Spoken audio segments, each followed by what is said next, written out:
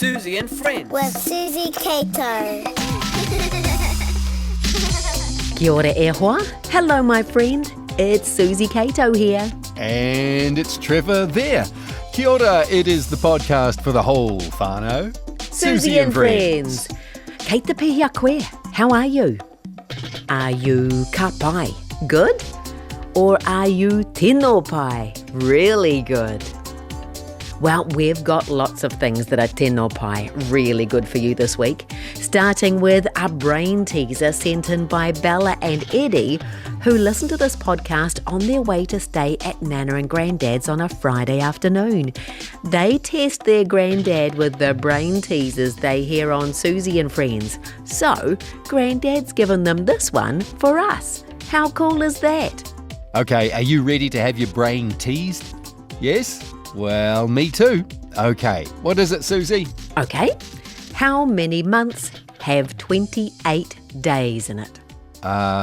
Wait, that's not a brain teaser. That's easy. The answer's 1. 1 month. February is the only month with 28 days. Too easy, Suzy. Hang on a minute. February does have 28 days in it, but are there any others? No, I don't think so. 30 days have September, April, June and November. All the rest have 31, except February that has 28 days clear and 29 on each leap year. So there are more months with 28 days. Think about it. Every month has at least 28 days. Some have as many as 30 and some have as many as 31. But they all have at least 28 days in them. Oh, Bella and Eddie, your granddad's brain teaser really got me. Ka pai. How about you? Did you get it? If you found it a bit tricky to understand, maybe get your folks to help you and maybe have a look at the calendar with all the days and the months on display. Look for the number 28 on each of those calendar pages. I think that will help. And in the meantime, get ready to answer this question. What's that sound? He aha tērā tangi. Are you ready to listen? Here it comes. What's that sound? He aha tērā tangi. Let's play it again. Whakarongo. Ooh, what do you think? What's that sound? We'll play it again and give you a clue a little later in Suzy and Friends, and we'll tell you the answer at the end, okay? If you guess correctly, you can give yourself a pat on the back and a high five, 'cause it's the competition with no prize. Peter Gilderdale is going to share a Little Yellow Digger story in just a moment. It's a request from the Dixon whānau and Ava and Michael Metcalf. We've also got some new fun facts. Tyla's going to tell us all about a special rescue mission. We'll learn something new as well with Cool to Kōrero. Faith, Kovee and Nathan are standing by to tell us some very cool jokes, starting with Faith. Toru wha. What do you get when you cross a snowman with a vampire? I don't know. What do you get when you cross a snowman with a vampire? Frostbite. Ouch. Very good. Thanks, Faith. Knock knock. Who's there? Dumbbell. Dumbbell who? Dumbbell doesn't work, so I had to knock. Excellent. Well done. Thanks, Kovee. What does the sun drink out of? What does the sun drink out of? Oh, I don't know. Sunglasses.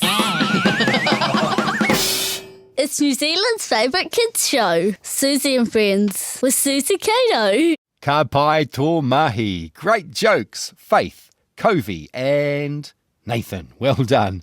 Though I wouldn't try that drinking out of sunglasses trick myself, even if I was the sun. Me neither.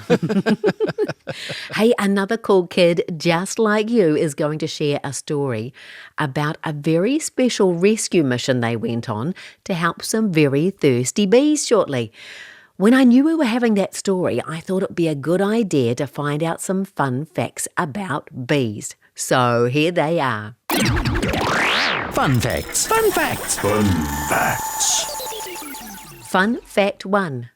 Honeybees and bumblebees are similar in that they both pollinate flowers, collect nectar and make honey, but they are very different too. Bumblebees are big and round. Honeybees are much smaller and narrower. Bumblebees are fuzzy. They have lots of hair on their bodies and they're strong colours like black, bright orange or bright yellow. Honeybees don't have as many hairs on their body and they're mostly a golden yellow with faint black or grey stripes. And bumblebees only make enough honey for their hive to survive, so beekeepers don't keep bumblebees to collect honey from them. Fun fact 2. Both bumblebees and honeybees are very gentle creatures. Even when they feel threatened, they're more likely to fly away than attack. Not like wasps. Wasps are aggressive, especially around their hives. Fun fact 3.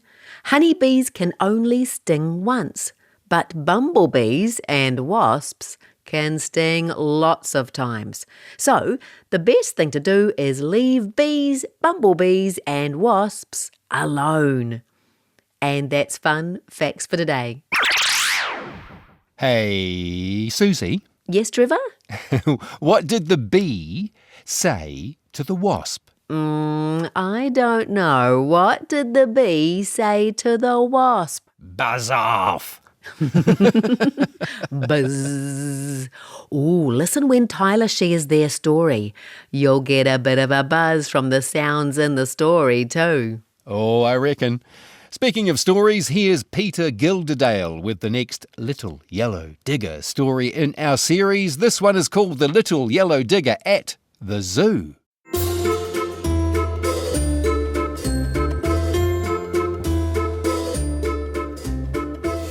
The Little Yellow Digger at the Zoo by Betty Gilderdale. Too many hippos, the chief keeper said, as he took off his cap and he scratched his bald head. I'm afraid that a number may soon have to go. But the keeper's assistant quite loudly said, No, too many hippos? Oh no, not at all. It's the pool that's a problem. It's really too small. All that we need is to get in a digger to come and to dig and to make the hole bigger. The little yellow digger arrived the next day, and the keepers then took all the hippos away. They were taken along to the sea lion's pool. It was rather a squash, but it kept them all cool.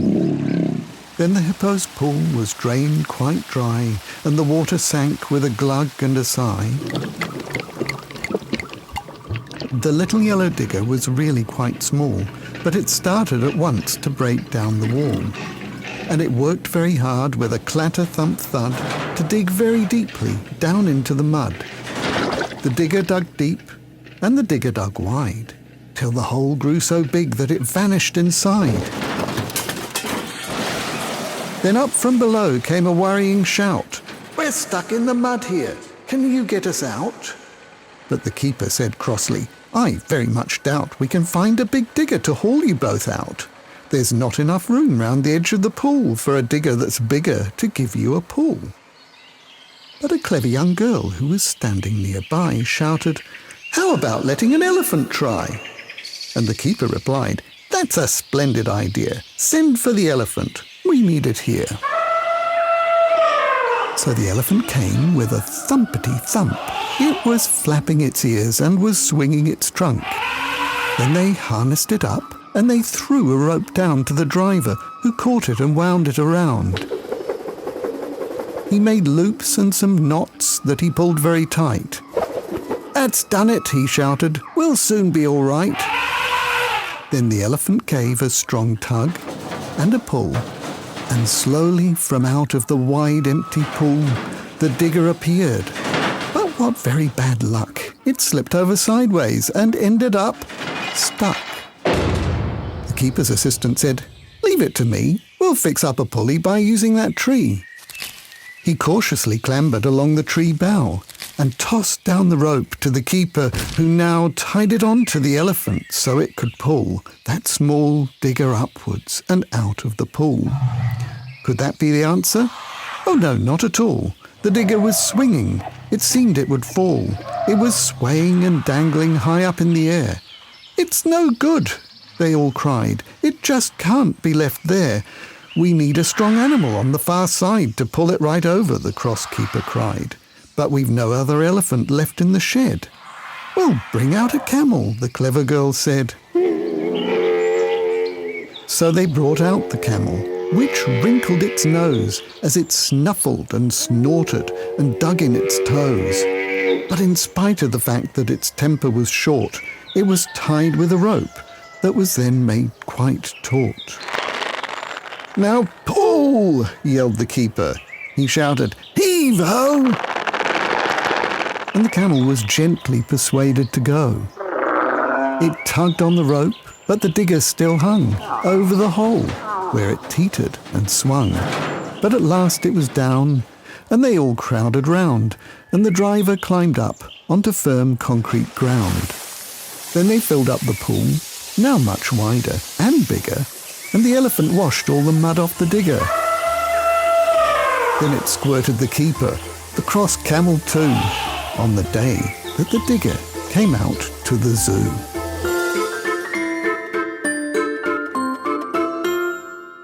This is Suzy and Friends. With Suzy Kato. Especially for the Dixon whānau and Ava and Michael. That was Peter Gilderdale and a story his folks wrote and illustrated, The Little Yellow Digger at the Zoo. Great story. And Peter's going to share another Little Yellow Digger story next week too.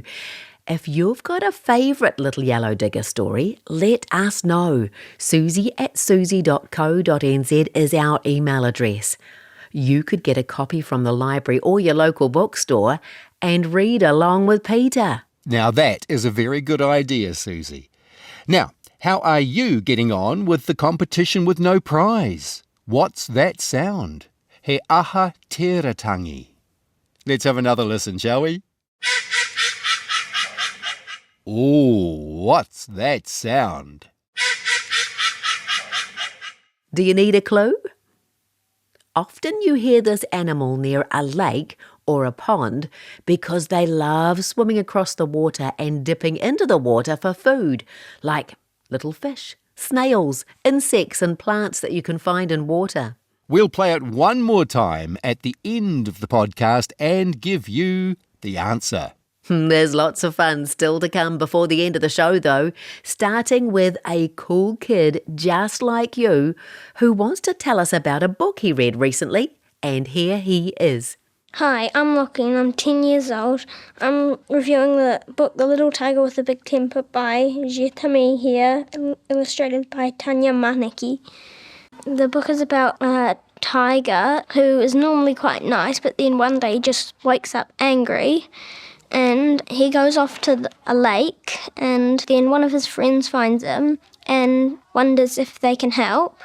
And the tiger isn't very happy, but his friend teaches him some meditating skills, like breathing skills, and that helps him for the rest of his life.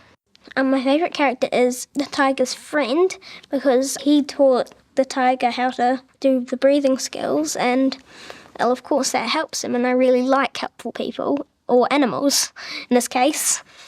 My favourite part is when my favourite character, the friend, teaches him the breathing skills. That's just really helpful. The illustrations are really good because they're quite creative and different. So, like, when the tiger's angry, there's like all of these random insects around, and it's just quite creative. I think the message in the story is having friends is important and listening's important. And everyone also has emotions and moods, and there's things that you can do to change those moods, which is very useful. I think this book was written for kids, but it would also be useful for everyone. And, well, I also think this would be a good book for teachers to read to students because so it's still related to learning, and then like it would help you for the rest of your life. breathing techniques are really good because they just calm you down, really, and helps you and just gets you into a better mood. So I hope you get to read this book one day. It's by Jitami here, illustrated by Tanya Maneki, and, well, it's very useful. What a great review, Lockie. Thank you very much. The Little Tiger with the Big Temper. I'm going to see if I can find a copy of that to read to my granddaughter. That sounds like an awesome book. If you want a sneak peek of the pictures in the book, you could join me in Suzy's Book Corner on our YouTube channel, Tree Hut TV. It's story number 47 in the Suzy's Book Corner playlist. Ka pai tō mahi. Okay, it is cool to kōrero. Yep, it's time to learn a new phrase in te reo Māori that we can use with our family and friends. This week, it's he aha mau, and that means, what would you like? Your folks could ask you, he aha mau, what would you like, when they're making you a sandwich for lunch. Or, if you've got a friend over and you're offering them some orange or apple to eat, you could say, he aha mau, what would you like? How about you try saying it with me? We'll say it one word at a time to begin with, okay? We'll start with he, aha, mau. Put it together and say it after me. Are you ready? He aha mau. What would you like? I think I'd like a drink of water, please. Ka pai. We'll have a cool joke from Ruth coming up, and we'll find out if you're a winner with What's That Sound? But first, a cool kid just like you has a story to tell us about a very special bee rescue. Take it away, Tyla. Bee Rescue.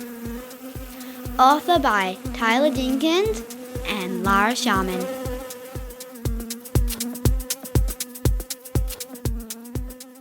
Last week, room 3 all went down to the pool. We realised that all the bees that were trying to drink from the pool were just drowning. So me and my friend Lara had a solution.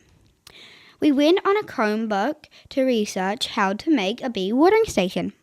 It was really fun. The reason we are trying to save the bees is 1. If there's no bees, there's no us. 2. Bees pollinate everything. Bees are like us. They need water a lot, just like we do. Bees are actually vegetarian. Today we checked the water, a little bit was gone. If you want to make one, here's what you need. Rocks, water, a shallow bowl. You put the rocks in your bowl and put water in it up to where you think the bees can sit and drink. So if you see them around school, just leave them be.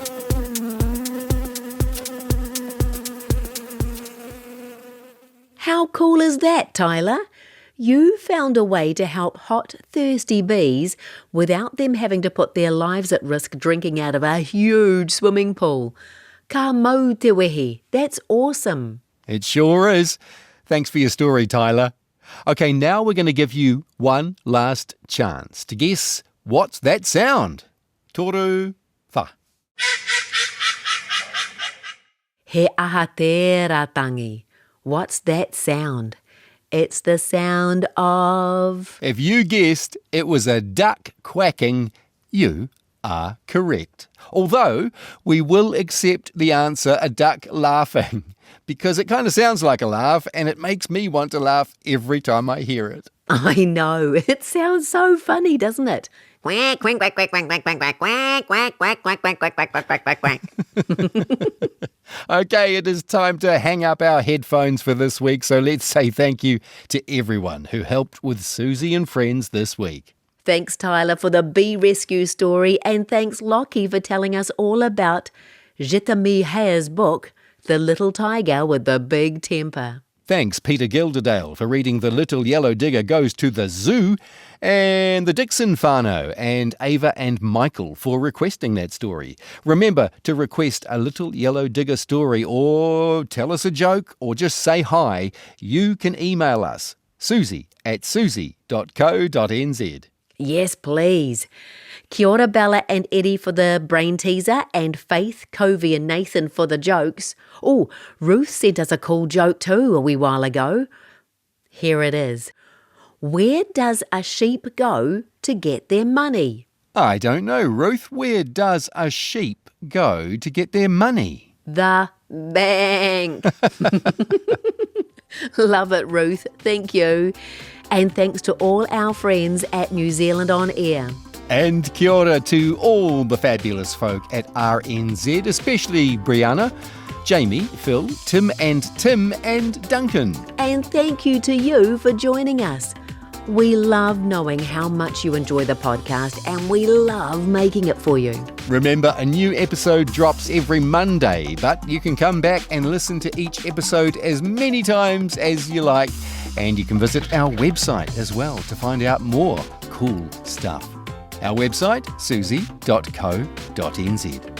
Ka kite. Kia pai tō rā. Have a good day. We'll see you next time. Goodbye, my friend. This is Suzy and Friends with Suzy Kato.